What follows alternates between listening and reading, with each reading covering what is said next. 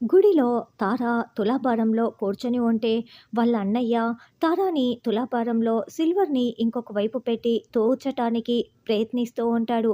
అయితే ఎంత వెండి పెట్టినా కూడా తార తూగకుండా అలాగే కింద కూర్చొని ఉంటుంది. అప్పుడే అక్కడున్న పనమ్మాయి, "అమ్మాయి గారు ఎంత వెండి పెట్టినా తులాభారంలో తూగట్లేదు. పెళ్లయిపోతే అమ్మాయి గారు మిమ్మల్ని వదిలి దూరంగా వెళ్ళిపోవాల్సి వస్తుంది కదా!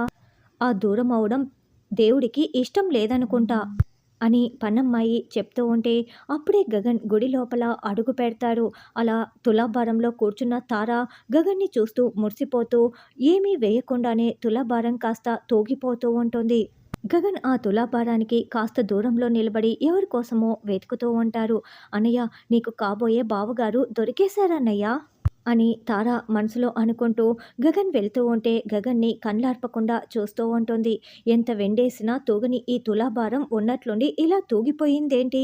ఇలా అమ్మాయి గారు తులాభారంలో పైకి ఎలా లేచేశారు అని పనమ్మాయి ప్రశ్నిస్తూ షాకింగ్‌గా చూస్తూ ఉంటుంది. దేవుడు కూడా ఓకే చేసేశాడు. నీకు మంచి సంబంధం కన్ఫర్మ్ చేసేశాడమ్మా దేవుడు అని పీఎస్ఆర్‌లో ప్రభాస్‌ని మనకిక్కడ తార వాళ్ళ అన్నయ్యగా చూపిస్తూ ఉంటారు.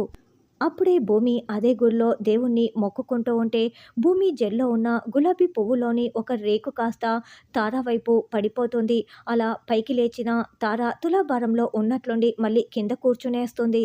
ఇక తార తులాభారంలో లేచి పరుగులు పెడుతూ ఉంటే, "అమ్మ తార, ఎక్కడికి వెళ్తున్నావు?" అని అతను అడ్డుపడుతూ ఉంటాడు.